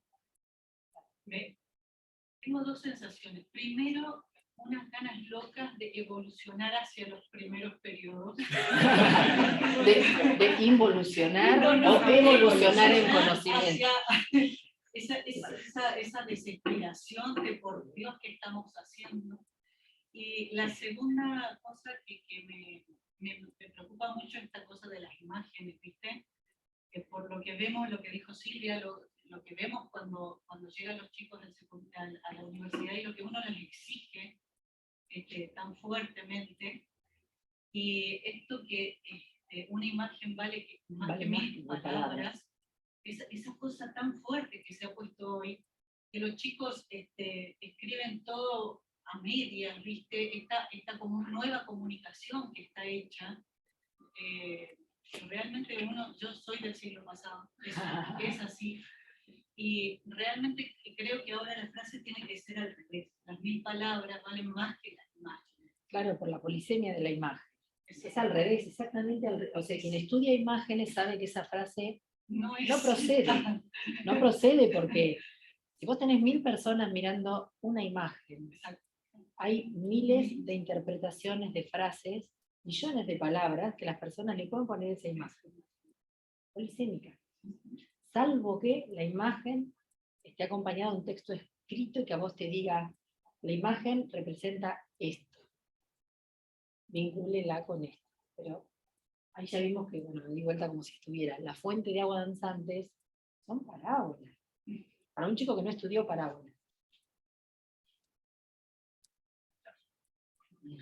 ¿Y cómo puede explicar que las parábolas en realidad no están en ningún lado más que en nuestras mentes? Bueno, ¿cómo se los podés explicar? No, que genere ese problema de que En realidad, en concreto, con una parábola nunca te vas a encontrar. Claro, pero genera esa idea de que te las podés encontrar en la calle, en las fuentes. No, eso dicen los profesores cuando me preguntan, profesor, ¿y esto por qué me sirve? Porque te lo podés encontrar en la vida, porque es útil, son las utilidades que Chevalard define como trascendentes de la matemática que no tienen sentido. Y una cosa peor, digamos, como secuencia concreta dentro de la matemática misma. Cualquier cosa que sea así, una parábola. Claro. Porque eso no es una parábola. Imagínate, vos le cambiás la presión a la bombita que tire el agua. Te lo agarró un vientito costado. Te lo agarró un viento de costado. Perdón, así como está en la foto, no es una parábola y nunca lo va a hacer.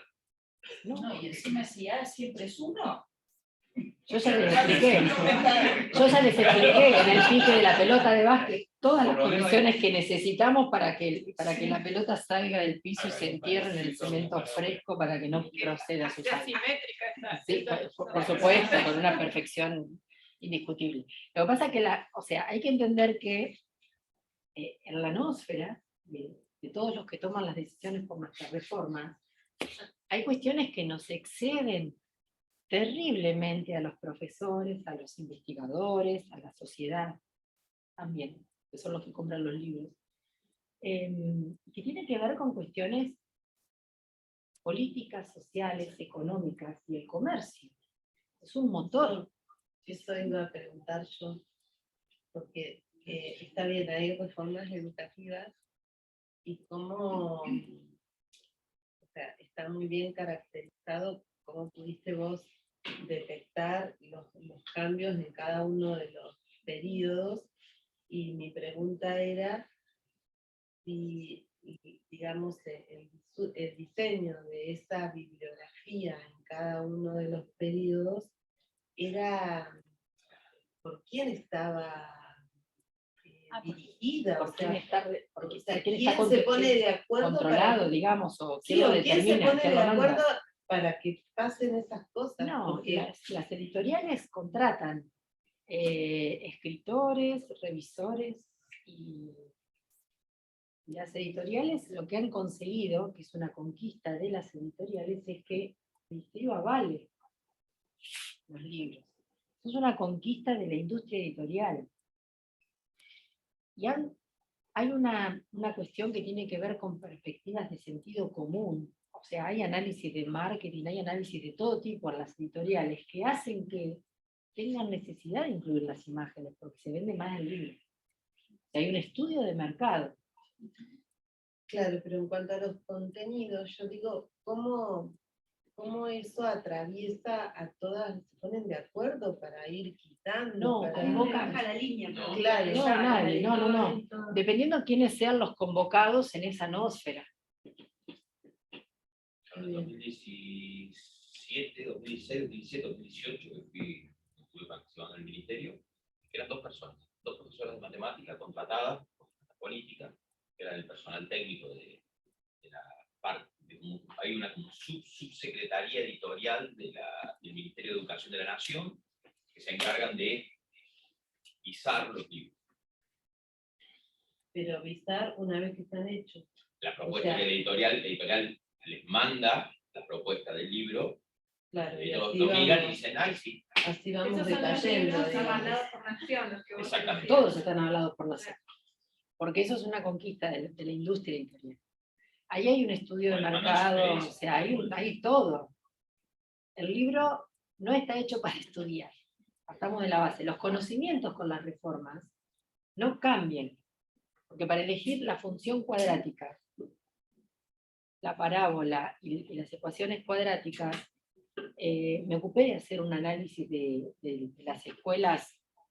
Por supuesto, el aspecto funcional no estaba tratado cuando el auge de las funciones no existía, pero porque no se había desarrollado plenamente y difundido la geometría analítica, obvio. Pero desde entonces, o sea, todas las características que van con un contexto histórico, epistemológico y de todos los tipos juntos, se destruyen con la Ley Federal de Educación. ¿Qué pasó ahí? No lo sé, porque vos mirás los libros del periodo 2, y con criterio se adaptan a la teoría de situaciones didácticas, a la reforma de las matemáticas modernas, que son fenómenos mundiales que Argentina recepcionó bien y editó libros para adaptarse a las características del mundo, podríamos decir. Si vos me decís quiénes se reúnen a pensar los contenidos o conocimientos o saberes, como le queramos llamar, se reúnen los convocados. Pero el tema es que la lista de conocimientos, en esencia, no cambia. claro, yo te iba a decir que también la señorita L, digamos que era una de estas No importa. revisoras, Sí. yo le preguntaba, digamos, con qué criterio, y me decía, nosotros tenemos los NAP y miramos si los contenidos están. Exacto, la lista de contenidos Claro, en pero el tiempo contenido no cambia. está, pero, Exacto, es como miran el que índice del libro y los NAP así. Sí.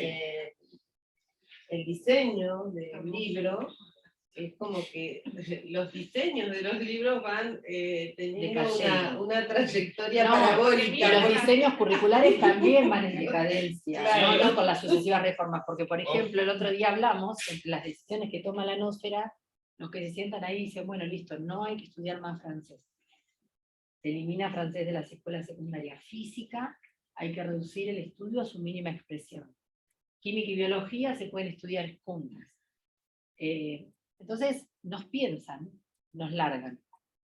Pero en el fondo, la lista de conocimientos no cambia. De la matemática, estoy hablando específicamente acá. Se van perdiendo muchos conocimientos en las transformaciones porque se pierden horas. Claro, y se crean otras áreas. Se generan que- otras áreas que no digo que no sean importantes, ¿sí? Pero en esta pérdida, yo ya ni siquiera cuestiono la cantidad de conocimiento que hemos perdido. Digo, yo quiero pensar solamente en la calidad del saber de lo que corresponde estudiar hoy. Lo que está. ¿Qué hacemos con esta realidad que tenemos? Claro, porque encima, o sea, eso es para lo que es educación primaria y media. Por otro lado, hay otros grupos que piensan lo que tiene que ver con las universidades, con los planes de estudio, y el salto va siendo cada vez mayor, porque nosotros es como que en las universidades se mantienen los contenidos, se mantienen las formas, los planes de estudios, las Pero se han flexibilizado un poco.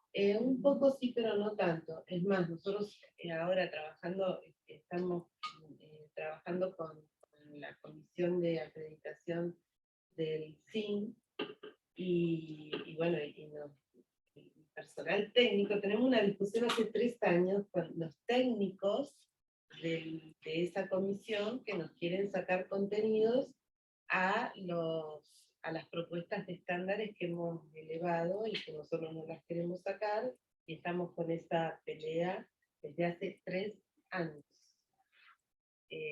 Porque ellos son los que dicen, bueno, hay que sacarlo, hay que sacarlo. Claro. Son los técnicos son, ni siquiera son funcionarios ni autoridades, son técnicos en este caso, del Consejo Interuniversitario. Sí, a la nosfera pertenecen los que son llamados, siempre. Y yo en eso soy bastante, trato de aceptarlo. Bueno, es lo que tenemos. O sea, no vale quejarnos de lo que tendríamos que tener, de cómo están las cosas, es lo que tenemos. Por eso la pregunta es, tal vez los libros deban permanecer así. Es una opción que todavía tenemos que aprender a tratarlos. Pero, por otro lado, me pongo a pensar que esto es un comercio. Y sí, la industria editorial es una empresa, con fines claros, que no son educativos, por lo visto, y con fines económicos muy importantes, porque, por ejemplo, la reducción de la matemática difícil, para llamarlo de este modo, la reducción del formalismo de la matemática, por la verbalización, es una tendencia que trasciende al libro también. Porque yo que trabajo en la formación de profesores, a mí me pasa que cuando me pongo a pensar, bueno, ¿qué debería decirle yo a este estudiante que va a hacer las prácticas? Y el estudiante ya viene y me dice, no, porque yo le voy a decir a los chicos, o sea, tienen capacidad de predecir verbalmente todo lo que va a pasar en una clase. Verbalmente. Y en esa verbalización también está el conocimiento matemático. O sea que algo estamos haciendo, y me incluyo porque soy parte de la formación de mis profesores, que estamos devalorizando un sistema de símbolos que son propios de nuestra disciplina, que no tenemos que acceder a cambiar. Porque Bhaskara se saca porque es difícil. No lo interpreto yo de los libros, lo dicen los profesores. Lo dicen. Entonces, claro, con la forma canónica igualada a 0, ya está. Yo lo resuelvo así, y hacen eso. Y no es eso estudiar las ecuaciones cuadráticas, ni las expresiones algebraicas equivalentes. Esa función no es eso. Entonces, la invitación es a la reflexión de cómo haremos para que esto que tenemos sea funcional a una clase. Entonces, creo que el paradigma emergente es una necesidad. El problema es que estamos desprovistos de instrumentos para lidiar con un sistema que va en contra, y también de instrumentos para conocer qué haremos con eso, porque parece que es muy difícil de lograr. Entonces no nos tenemos que sentir mal como profes y culparnos. Tenemos que pensar cómo, poquito, me voy a correr un poco, yo como profe, le voy a dar a los chicos para que hagamos algo juntos. No yo explicando o ellos pensando solo, algo juntos. De a poquito. Y tal vez en un momento necesito explicar y bueno, soy tradicional, voy, explico y vuelvo. Después luego los chicos, y si me dan la definición, digo, si buscamos a ver qué es esto que estamos estudiando, a ver qué es. En el libro no lo van a encontrar. Esto que estamos practicando en el libro, que al costado dice machete, porque los libros dicen así, machete, esto se llama función cuadrática. Busquemos a ver qué es eso en internet, por ejemplo. O profe, ¿usted no tiene un apunte de función cuadrática y lo leemos? Es una posibilidad. Tal vez los libros deban permanecer así para que el paradigma emergente sea realmente una necesidad. Pero el problema es que todo cambió mucho, la enseñanza sigue intacta. Entonces hay algo que nos estamos perdiendo, que es la posibilidad de estudiar por fuera de lo que el profesor me dijo. O la autonomía, si uno quiere agarrar un libro y estudiar por su cuenta. Los autodidactas estaríamos cortándole en la cabeza en la graduación del medio. No existe, claro. Sí, fomenta la no creatividad, el no valor por uno mismo al saber que puede hacerlo. Hay un montón de fenómenos arraigados. Sí, capaz que se valorizó demasiado, que no me parece mal, el estudio con otros, ¿no? La construcción. ¿No? El libro no lo sugiere, pero evidentemente si no tenés a otro, no lo... No podés hacer nada. Sí, claro, pero cuando el libro sirve para estudiar, esa argumentación autodirigida, Claro. tiene la triple componente porque vos te encontrás con un saber, tenés que resolver un problema vos para avanzar en el estudio del libro. A ver, ¿cuántas veces nos hemos puesto a estudiar para un final y evolucionamos solos en argumentación autodirigida, dirías el maleitado? El ese es como que me cayó una estrella, ¿entienden? Entonces, bueno, esa posibilidad de todo lo que implica en un proceso de estudio voluntario, tampoco puede existir claramente. Pero bueno, no perdamos de vista que son cosas que nos exceden, insisto. No nos tenemos que amargar, tenemos que ponerle el ojo, prestar atención y pensar a ver qué hacemos. Y en mi caso la industria editorial viene en pérdida, porque yo la primera investigación que hice tuvo que ver con los libros. Y es como que con cada cambio, con cada propuesta, con tantas de libros nuevos que ya me avisan, Carolina, tal editorial lanzó esto, ¿qué te parece? Yo ya me corre la bota y digo a ver con qué hay. Sí. Y también me ha pasado ir a congresos y que estén los autores de los libros sentados y me digan, ¿no es verdad? Bueno, no.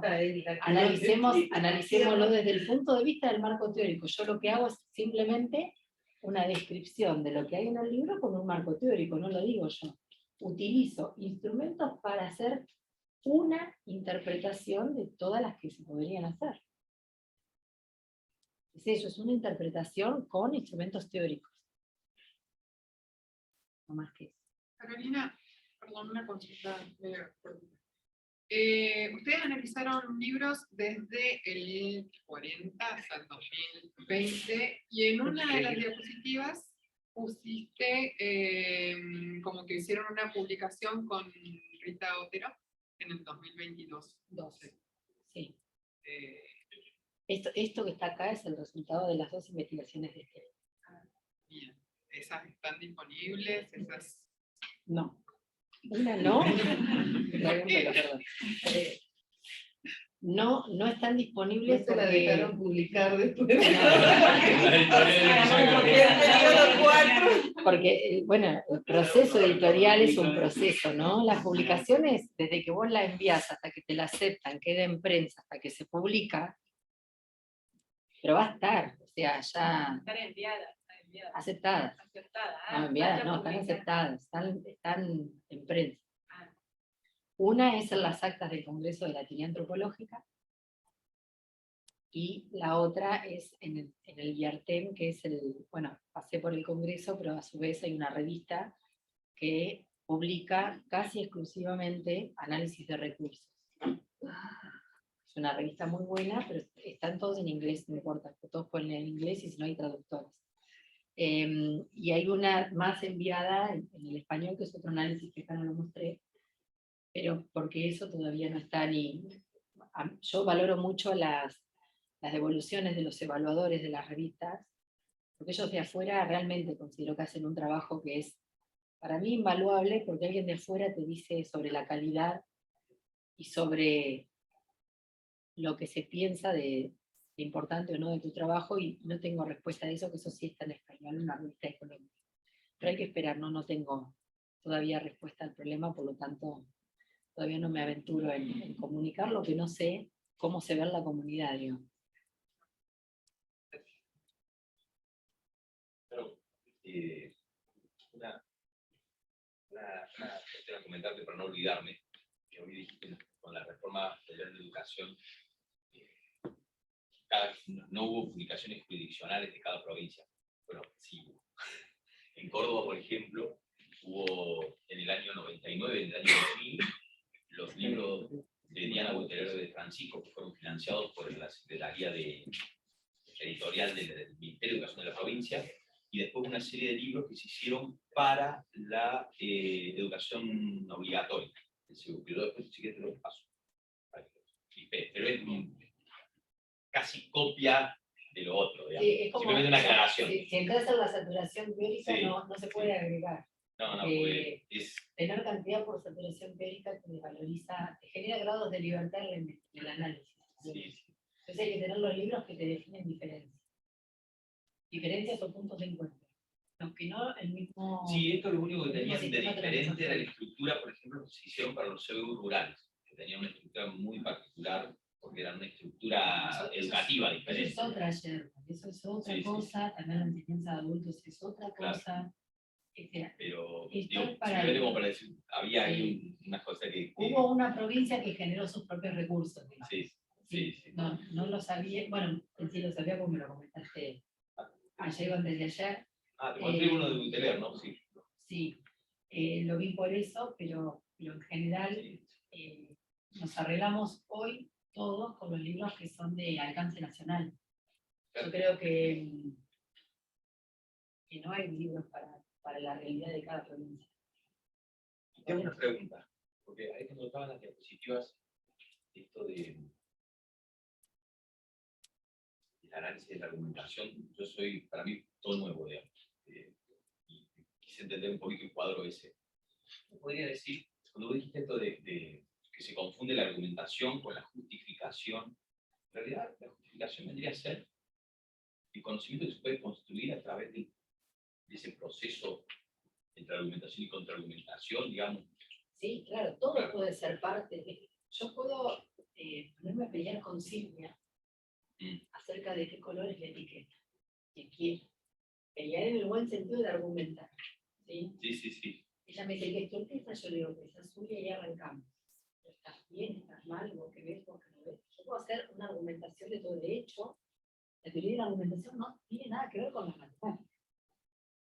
Se desarrolla en Brasil con un grupo de 5 personas que son lingüistas y que lo que hacen básicamente es análisis de discurso de los libros, de una entrevista a un político, de lo que pasa en una clase. O sea, la argumentación que es ese desarrollo que se da por llegar a un acuerdo entre puntos de vista que necesariamente deben ser alternativos. Si no, el proceso de argumentación no aparece. Por eso es que vos, en los casos donde los libros tienen una respuesta, dice que el grado de argumentación es medio, porque eso puede producir un punto de discordancia con el lector que piensa otra cosa, que tiene otra técnica. O sea, esa posibilidad o esa necesidad de tener que compartir puntos de vista terminan con un objetivo que es acercarse a un conocimiento, a un saber, resultado, a un acuerdo. Colores. No argumenté. No voy a pelear junto con sí. Ya está. Claro. Me va a parecer una pregunta ingenua, pero no lo es tanto. Nada, en tu análisis vos vas marcando las cuestiones que se van perdiendo, o por lo menos las que es una pérdida, y una de las cosas que ves que se va perdiendo son las justificaciones matemáticas del trabajo matemático que supuestamente el libro propone. ¿Y por qué sería deseable que estén esas justificaciones? Yo tengo una respuesta, pero ¿por qué sería deseable? Porque la matemática no es verbaliza. Todos nos jactamos de hablar del lenguaje matemático. Aparecen consignas, enunciados, tareas, ejercicios, que dicen, dadas el lenguaje matemático. Cuando estudiamos matemáticas, ¿el lenguaje es matemático o no es matemático? ¿Por qué? Porque no hay lenguaje en la disciplina que no sea un sistema que nos sirva para comunicarnos usando símbolos propios que nos permiten comunicarnos en ese entorno. El lenguaje matemático no existe. Existe el lenguaje como medio de comunicación para hablar con una persona en la calle, con matemáticos, con estudiantes de matemáticas. Para mí es una pena, lo digo con tristeza, eso sí, la pérdida de sentido de los símbolos de la matemática. Para mí, que esté Bhaskara sin justificación o que desaparezca, no me da igual.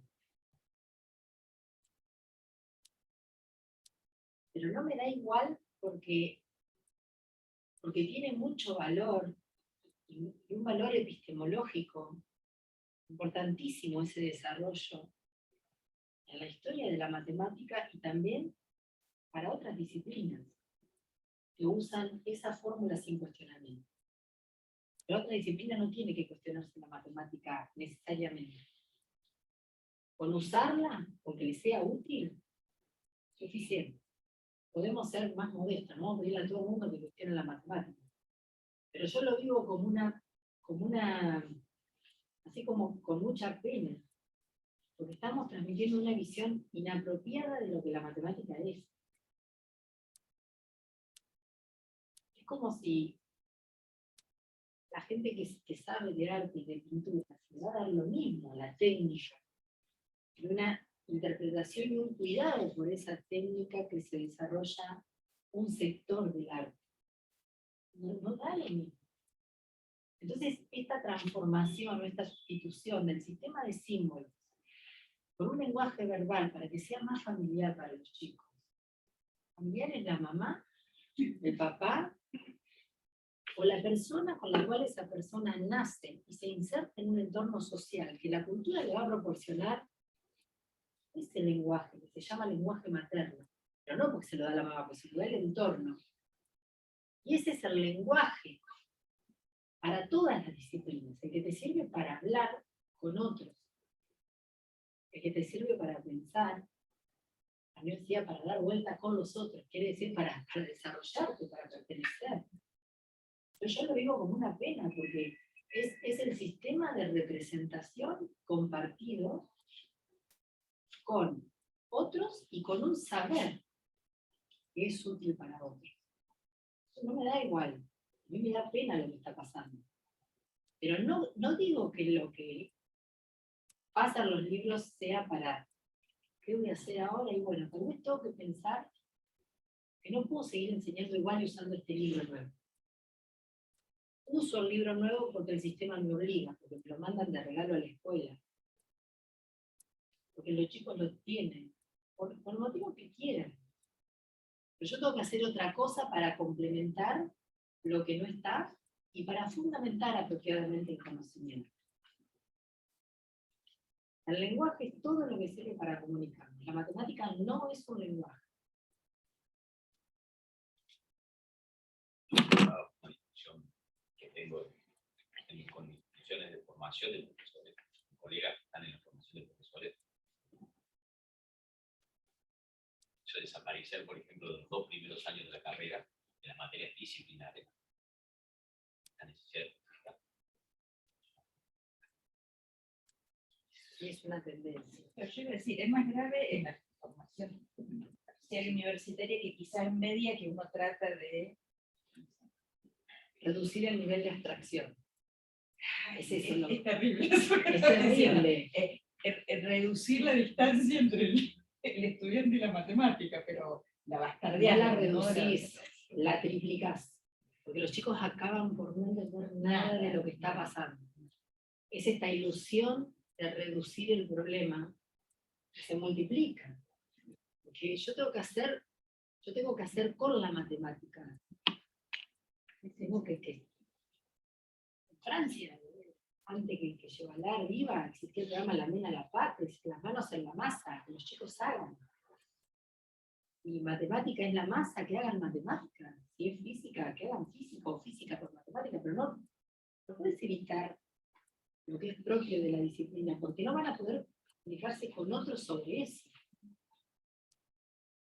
La computadora está presente en los libros. Sí, muchos mandan a graficar para observar, nada más.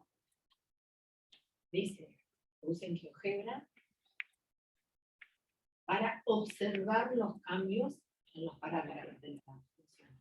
No hacen después un análisis, una crítica, solo se observa. No es una definición, es un análisis que claro.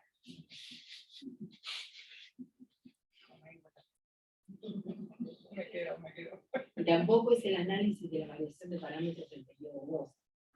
Es si A vale 1, B vale 3, C vale 0. Claro, pero B vale 3, B vale 2, B vale 1, con C siempre 0. Es estático y para 3 casos, y con eso los chicos deben deducir matemáticamente observando una gráfica. Es imposible que los chicos hagan lo que no se les ofrece hacer. Los chicos son capaces de hacer lo que más se les ocurra. A mí me han sorprendido positivamente encontrándome con cosas que yo ni siquiera las había pensado. Voy a ser honesta. No las había pensado. Y un chico me dijo tal cosa y yo, ¿qué le puse? Es eso, o sea, voy a ser honesta, hay cosas que no las había pensado y se le ocurrieron a un chico y me encanta, o sea, sí. Pero bueno, puedes hacer lo que quieras. Para mí, no nos podemos olvidar de el saber. El entorno tecnológico teórico no puede ser verbal. No puede no estar. La técnica no puede ser conversada. Conversemos y observemos la matemática. Es una belleza extrema para entretener a los chicos. No podemos.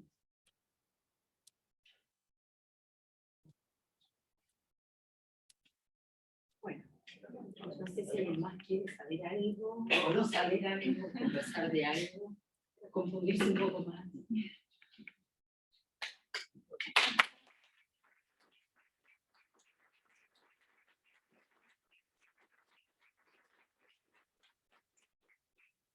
Bueno, voy a hacer entrega del certificado.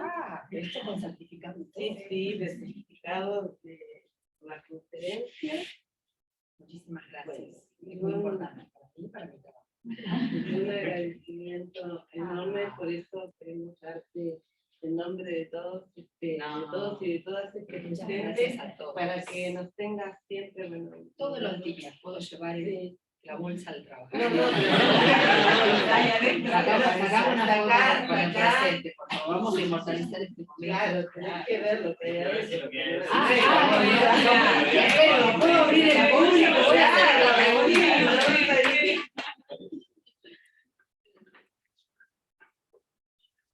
Voy a volver a preguntar si puede abrir en público. Sí, Siempre pregunto con la con todo lo que les he dicho, eso puede ser. Bueno, la lapicera de la institución la puedo usar todos los días. Muy Eso bien. doy fe. Así que van a estar todos los días conmigo y bueno, y esto. Ya no me comí las uñas del estrés.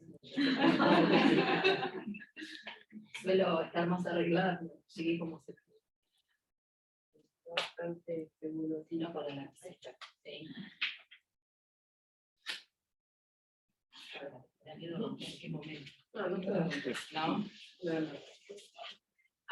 Es muy bonito, sí que van a estar todos los días.